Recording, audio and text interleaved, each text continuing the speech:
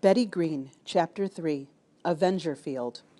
It was winter 1937, and life had fallen into a pattern for the Greene twins, Betty and Bill. In the morning, they would eat breakfast with their parents and then pack their satchels for a day at the university. As Betty made her bed, she would keep an ear open for the sound of the steam whistle. "Come on, Bill," she would yell when she heard it. The two of them would grab their bags and head for the door. Outside, they would race each other to the dock. Usually it was a tie. Betty was very fit, and at 5 feet 10 inches tall, she had the build of a professional runner. But Bill, who was 3 inches taller, was a good match for her. When they got to the dock, they would stand panting while they waited for the passenger ferry to dock, so they could climb aboard for the 2-mile trip to the western shore of Lake Washington. From the dock on the other side of the lake, it was a 5-mile walk to the University of Washington campus. Betty loved traveling on the old steam ferry. The ride, along with the walk to and from the university, was the highlight of her day. The time she actually spent in class was not at all exciting. Her courses were a blur of studying anatomy and physiology, dissecting cadavers, dead bodies, and learning about infectious diseases. Betty tried her best to find something about her nursing training that she liked. It was no use. The truth was, she hated the training, and things only got worse. In her second year, she started training at Harbor View Hospital in Seattle. Life became a round of changing bandages, checking patients' vital signs, emptying bedpans, and making an endless number of beds, each with the hospital stripe on the blanket stretched perfectly straight down the center.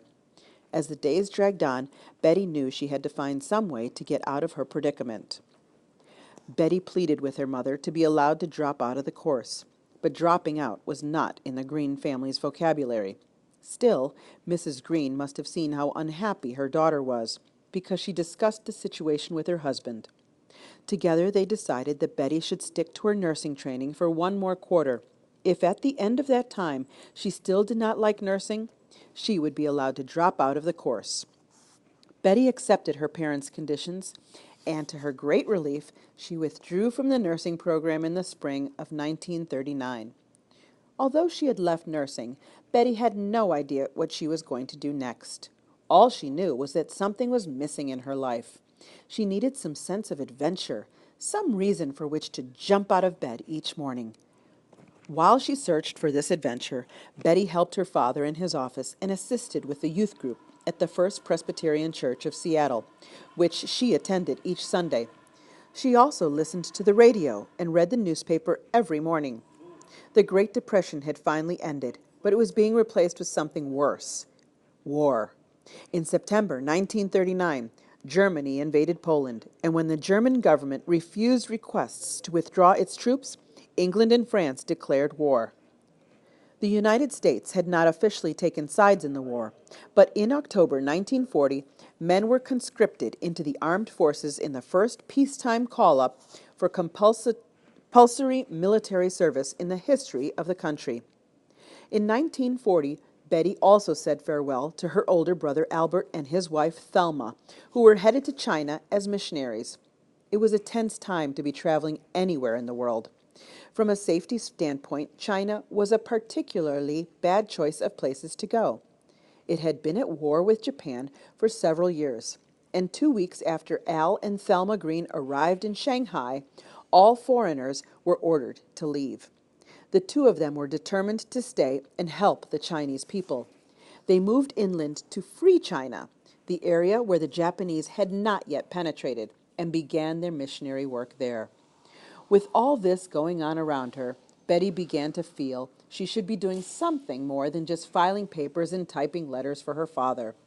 She went to discuss the matter with an old friend of the family, Mrs. Bauman.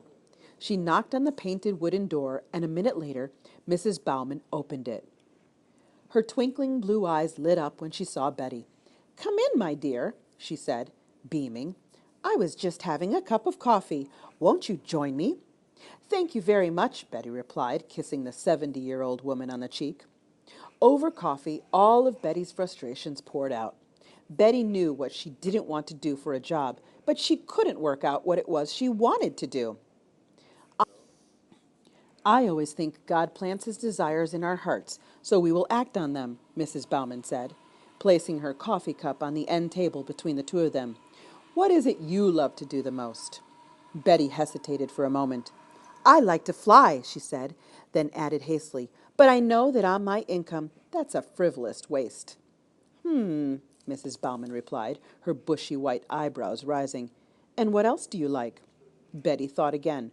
"Well, I love helping to run the youth group at church," she said. "Do you think God might have given you both of these interests for a reason? Perhaps you should think of combining them and using flying for some Christian missions work." Betty hardly heard another word Mrs. Bauman said. It was as if the old woman had jolted her with an electric shock. Why hadn't she thought of it herself? Flying and missionary work. It would be a dream come true. But was it possible? Did God really want her to do the thing she wanted to do most? As Betty left Mrs. Bauman's home, she prayed silently. "God, I've never heard of anyone who used flying to help spread the gospel message, but if you want me to fly for you, show me how to make it happen." As she walked home down the gravel road, Betty's heart raced with excitement. God was in control of her future, and He would make all things work together for good. Within several weeks of her visit with Mrs. Bauman, Betty heard of a civilian pilot training course offered by the University of Washington. Although the United States was not officially at war, the country was gearing up for the possibility. As a result, many young pilots were being trained. There was, however, a lot of debate about the value of training women pilots. After all, a woman could never be expected to fly an airplane in combat. Betty had expected it would be difficult convincing her parents to allow her to enroll in the course. But she was in for a surprise. Her parents told her that since she had tried her hardest to fit in as a nurse and it had not worked, they were willing to support her in whatever she decided to do. In 1941, Betty Greene was accepted into the pilot training course. She was one of 3 women in a class of 40. The course was a dream come true. On Lake Washington, she spent hours practicing landing and taking off in a float plane, often flying right over the new house her parents had finally been able to build to replace the one that had burned down 13 years before. Betty loved the smooth feel of the float plane beneath her. She loved to see the powerful jets of water spraying behind her as she pulled back on the joystick and the plane lifted off the surface of the lake. Betty passed the course with honors, gaining her private pilot's license with ratings to fly both regular and float planes. After the pilot training course ended, however, it didn't seem to Betty that she was any closer to a new career. There were no openings for women in the military. Her parents urged her to finish college. Betty thought this was a good idea, only this time she chose classes she liked instead of nursing. This time around, school was a pleasure, especially the classes in which she learned about how people in other parts of the world thought and lived. In June 1942, Betty graduated with a Bachelor of Arts in Sociology. Her nursing courses applied toward her degree, with special studies in various world cultures. Just before graduating, Betty had read a newspaper article about a group of women pilots that was being formed to serve in the military. The women would not go into combat themselves, but would ferry planes back and forth and undertake other flying tasks to release male pilots to fly combat missions. Betty didn't say anything to anyone about what she'd read. Instead, she prayed that God would show her whether this was the right step for her to take. A week later, she got her answer. Her parents returned home suspiciously late after a day in Seattle. As her mother removed her hat and gloves and rearranged her hair, she smiled at Betty. "Your father and I have something to tell you," she said, clearing her throat. Betty looked at her father with a questioning glance. "What?" she asked. "Today we went to see a Mrs. Ethel Sheehy." Betty gasped. She recognized the name immediately. Mrs. Sheehy was the woman mentioned in the article in the newspaper. "Why?" she finally responded, hoping she already knew the answer. "Well, we read an article about the Women's Flying Training Detachment, and we wanted to learn more about it." "And?" Betty prodded. "It sounds like a fine idea," grinned her father. "Mrs. Sheehy would like to meet you. Here's the phone number of her hotel. She's in room 357. You go and meet with her and hear for yourself what she has to say." Betty hugged her parents. Thank you so much, she said. Later that week, Betty met with Mrs. Sheehy and learned that her private pilot's license was enough to qualify her for enrollment into the program. Only women between the ages of 21 and 34 were being considered, so at 22, Betty would be one of the youngest applicants. In February 1943, Betty received an official letter from Jacqueline Cochran, a whirlwind of a woman who had founded a successful cosmetics company before taking to the air and winning many flying races, including the Bendix Transcontinental Air Race. When America entered the war after the Pearl Harbor bombing on December 7, 1941, Jacqueline Cochran had put all of this aside to concentrate on ways in which women pilots could be used to ease the burden on male pilots.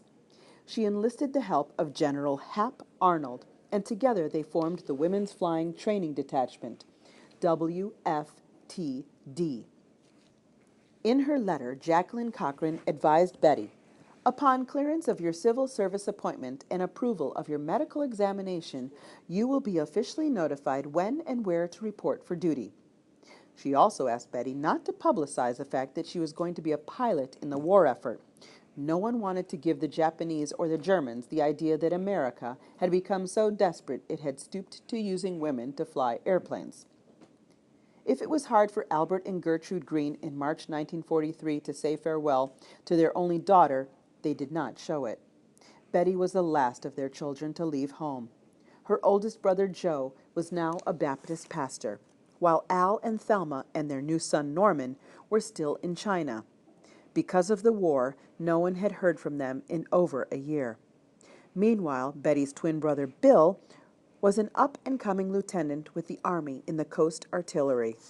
After completing his officer's training, he'd been too young to immediately be commissioned with the rest of his class. His fellow classmates had been dispatched to fight in the Philippines, where many of them had died defending the island fortress of Corregidor in Manila Bay, or on the Death March the Japanese had forced their American captives to make along the Bataan Peninsula. Bill already knew more people who had been killed in the war than all the children he'd known at Hunts Point Elementary School growing up. 3 smaller groups of women pilots had been trained at a facility in Houston, Texas, but this time, around a larger group of women was to take over the men's flight training facility at Avenger Field in Sweetwater, Texas. Betty was advised she would be part of this group, and she made her way to Sweetwater, about 40 miles west of Abilene. Betty arrived at Avenger Field on a cool March morning along with over 100 other women pilots.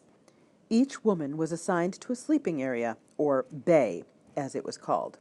In each bay were set up 6 cots, along with desks, chairs, and lockers. Between every 2 bays was a single bathroom. Betty rolled her eyes when she saw the housing arrangements. Some of the women pilots she'd seen looked as though it took them half an hour just to get their hair right. This could make for some long lines waiting to use the bathroom. After they had unpacked their bags into the pine board lockers beside their cots, the women were told to change into uniform and report for duty. This was where their first problem arose. There were no women's uniforms, only some oversized olive green coveralls left by the men who had been trained at the base before them. Since there was nothing else to change into, the zoot suits, as the coveralls came to be known, had to do. At 1 p.m., Betty Greene found herself lined up with 130 other women from all 48 states. Being taller than most of the others meant she was placed near the back of the line. It also meant she was one of the few women whose zoot suit almost fit her, in length anyway. Lined up in front of her was a particularly short woman. The crotch of this woman's coveralls, which were about 2 sizes larger than Betty's, hung down past her knees, making it impossible for her to walk without looking like a penguin. The legs of her zoot suit had been rolled up so many times she had to walk with her legs wide apart to avoid tripping over the wad of fabric. Betty noticed many of the other women smirking as they watched this woman. Indeed, she had to admit it did look comical. Still, Betty felt sorry for the woman and decided she would swap coveralls with her. Betty's coveralls would at least be a little smaller, making it easier for the woman to get around. Attention, Class 43, W5, yelled a male officer with crew-cut hair and large rubbery ears that stuck straight out from the side of his head. In line, hup to! The women looked at one another, and Betty wanted to laugh out loud. It was like being in a Laurel and Hardy movie, and she thought for sure the officer was trying to impress the woman. When he turned, she saw the serious look on his face. It was a look that told them all they were now on an airbase, and they had better follow orders or else. The women were told to march into an empty hangar, where their commanding officer introduced himself. Then he barked, "Look to your right and your left." Betty took that as an order and looked around. "Only 1 in 3 of you is going to graduate from this program," he continued. "That is, 2 out of every 3 of you will be dropouts, failures. Be the one who makes it. Be diligent." With that, he turned and marched away. Betty was left standing at attention in the hangar with the other women in their comically oversized coveralls, wondering what she had gotten herself into and what would happen next.